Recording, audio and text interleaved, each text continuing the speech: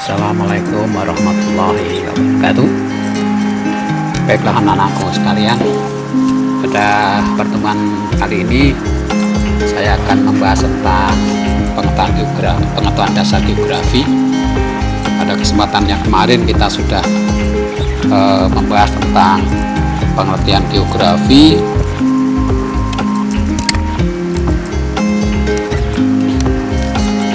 dan yang kedua ruang geografi, objek geografi, aspek geografi. Nah, pada kesempatan ini kita lanjutkan atau saya akan membahas tentang konsep geografi. Baiklah, kita mulai saja. Nah, konsep esensial geografi itu ada 10. Ya, ada 10 konsep yang harus Anda pahami. Yang pertama di sini Anda perhatikan ada lokasi. Yang kedua jarak. Yang ketiga ufologi, yang keempat pola, yang kelima aglomerasi, yang keenam keterjangkauan, yang ketujuh keterkaitan keruangan, yang kedelapan ada pola, ada nilai kegunaan, yang kesembilan diferensiasi area, dan yang kesepuluh adalah interaksi dan interdependensi. Kita lihat satu persatu. Yang pertama adalah konsep lokasi. Konsep lokasi, jadi lokasi ini merupakan tempat di mana fenomena geografi terjadi. Konsep lokasi ada dua. Yang pertama adalah lokasi absolut. Lokasi absolut yaitu lokasi yang sifatnya tetap, tidak berubah-ubah walaupun daerah sekitarnya mengalami perubahan. Ya, kemudian dikenal dengan letak astronomis, yaitu letak berdasarkan garis bujur dan garis lintang. Ini lokasi absolut, jadi lokasi yang sifatnya tetap tidak berubah karena didasarkan pada garis bujur dan garis lintang. Contohnya adalah Indonesia terletak pada 6 derajat lintang utara sampai 11 derajat lintang selatan dan 95 derajat BT sampai 141 derajat BT. Ini yang dikenal dengan lokasi absolut, lokasi yang sifatnya mutlak, tidak berubah-ubah, atau yang disebut dengan letak astronomis. Yang kedua adalah lokasi relatif. Lokasi relatif adalah lokasi yang sifatnya berubah-ubah tergantung dari daerah sekitarnya. Jadi kalau daerah sekitarnya mengalami perubahan, ya maka lokasinya berubah. Letak ini kita sebut dengan letak geografis, letak berdasarkan kenyataan yang ada di muka bumi. Contohnya misalnya adalah Indonesia terletak di antara 2 benua dan 2 samudra. Ini lokasi relatif. Lokasi ini, letak Indonesia ini bisa berubah enggak? Bisa, ya, bisa berubah walaupun dalam waktu yang lama. Karena memang dulunya bumi ini hanya ada 1 benua, kemudian pecah menjadi 2, ya.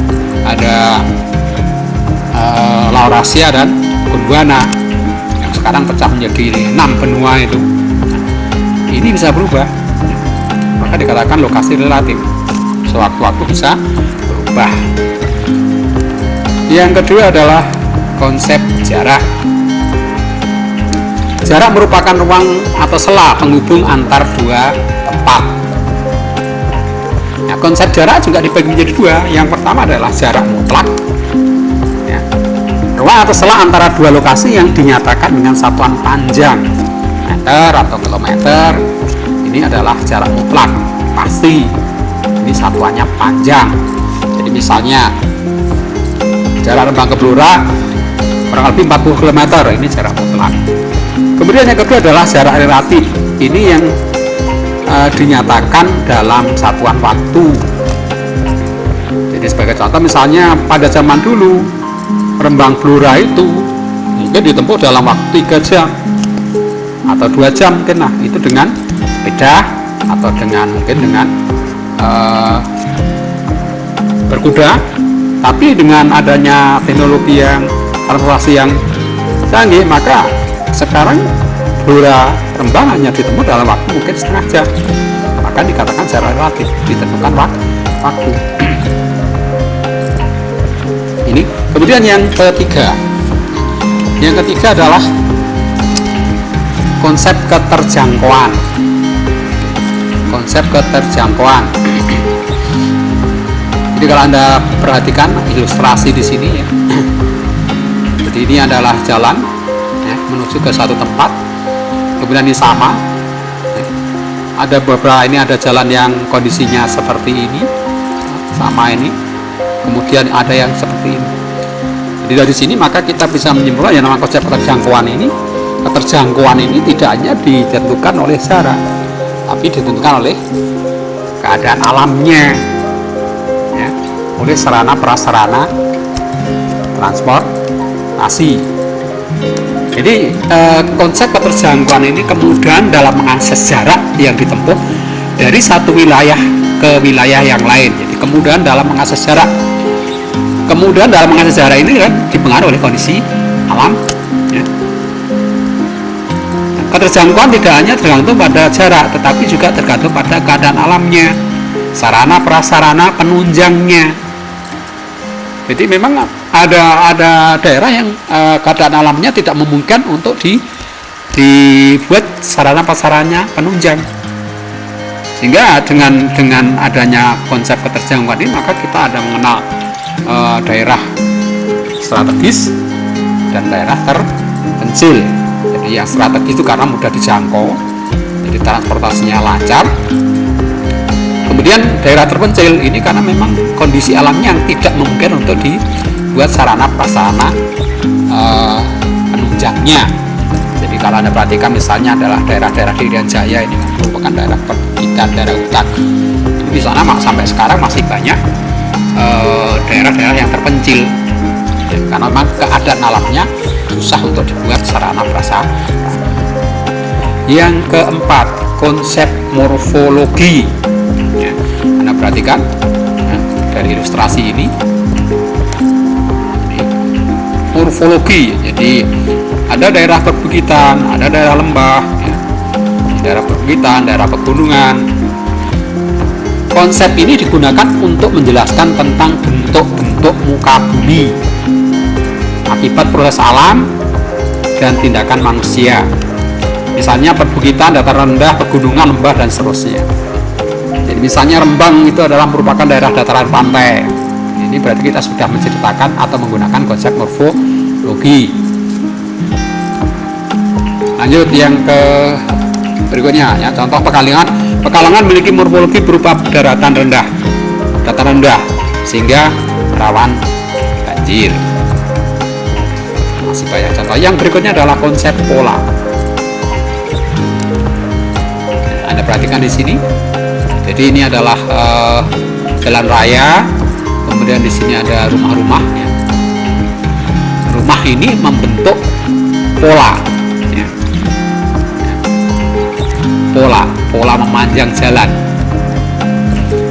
Nah, kemudian sungai, ini sungai. Ya.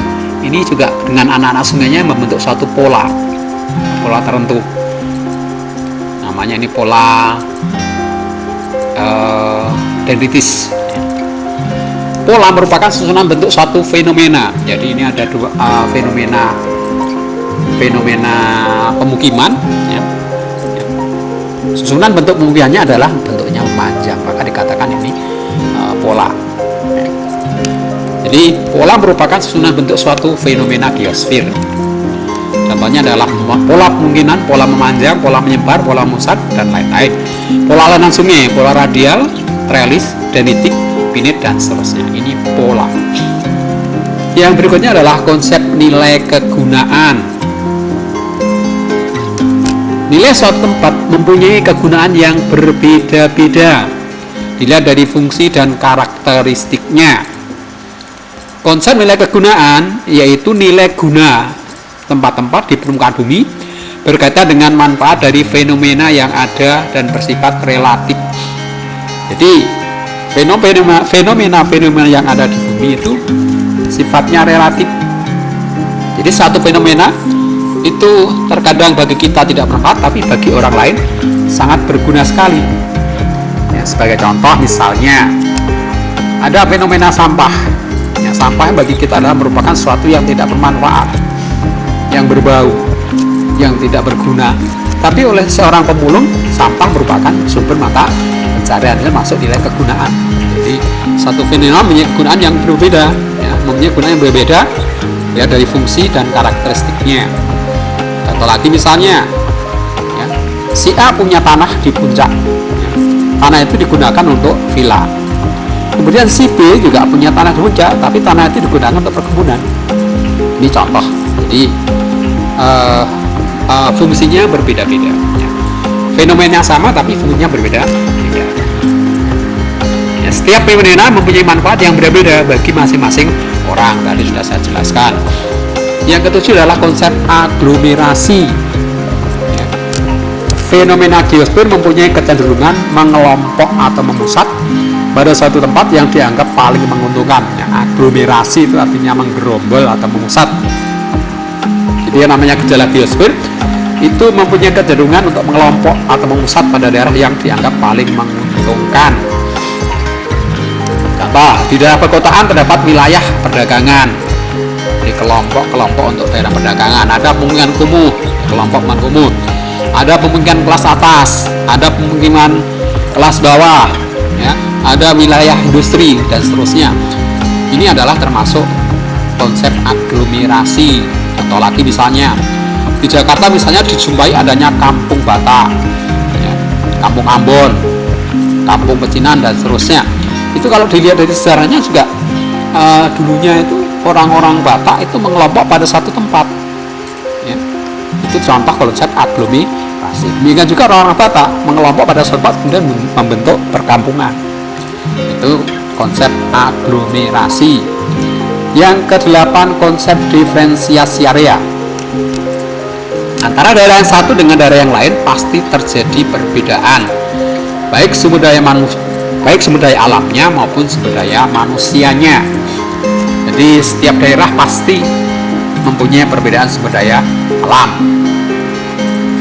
maupun sumber daya manusianya. Sebagai contoh misalnya Rembang adalah sebagai kota penghasil ikan dan penghasil garam.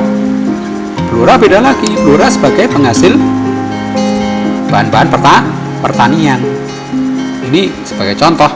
Jadi pasti terjadi perbedaan sumber daya alamnya, sumber daya manusia juga berbeda, kualitas SDM-nya juga berbeda. Ini namanya konsep diferensiasi area. Ya, ini sudah saya contohkan tadi ya. Rembang penghasil ikan dan garam, sedangkan kota Blora penghasil padi. Yang kesembilan, konsep interaksi interdependensi. Konsep ini digunakan untuk menjelaskan hubungan timbal balik dan saling menggantungkan antar daerah satu dengan daerah yang lain. Jadi konsep ini terjadi karena adanya diferensiasi area tadi, karena ada perbedaan sumber daya alam yang satu dengan daerah yang lain, maka akan terjadi interaksi. Jadi hubungan timbal balik misalnya Blora itu membutuhkan garam dan ikan dari Rembang, dan Rembang membutuhkan beras dari Blora, maka Rembang Blora ini akan terjadi hubungan timbal balik dan saling menggantungkan, saling membutuhkan. Itu namanya konsep interaksi interdependensi. Nah ini, masyarakat kota membutuhkan bahan makanan pokok dari desa, dan desa membutuhkan barang-barang dari kota. Jadi desa itu sebagai sumber bahan, penghasil sumber bahan makan pokok, sedangkan kota itu sebagai penghasil barang-barang industri. Jadi dua daerah ini berbeda. Yang satu penghasil bahan-bahan industri, yang desa sebagai penghasil makanan pokok, sehingga terjadi interaksi antara desa dan kota, bahkan saling menggantungkan atau interdependensi. Yang ke-10, konsep keterkaitan keruangan. Nah, konsep ini digunakan untuk menunjukkan hubungan sebab akibat suatu fenomena geosfer di permukaan bumi. Jadi keterkaitan antara fenomena satu dengan fenomena yang lain pada suatu tempat.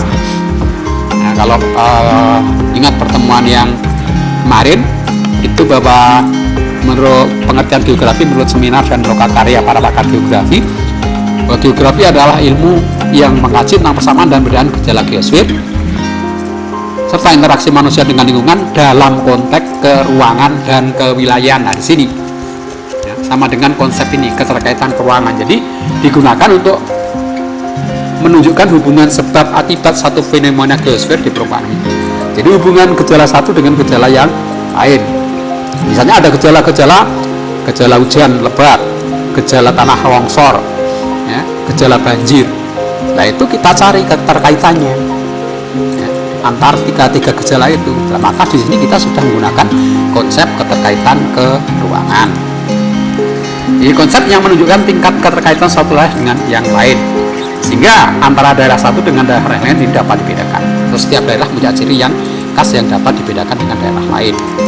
Contoh di sini, ya, kebakaran hutan di Provinsi Riau mengakibatkan terjadinya polusi udara di wilayah Singapura dan wilayah lain yang berdekatan. Jadi kalau ini adalah keterkaitan, ada gejala kebakaran, kemudian ada gejala polusi udara.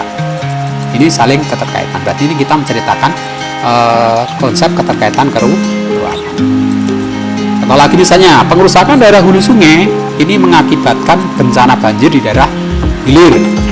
Di daerah hulu, daerah atasnya, sungai bagian atas ini karena terjadinya kerusakan das, ya, daerah aliran sungai yang tadinya banyak pohonan tapi kemudian banyak ditebangi sehingga terjadi pengusahaan, sehingga kalau hujan akan banjir.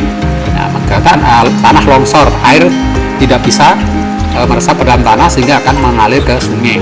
Ini mengakibatkan bencana banjir di daerah hilir, sungai bagian bawah. Demikian, terima kasih.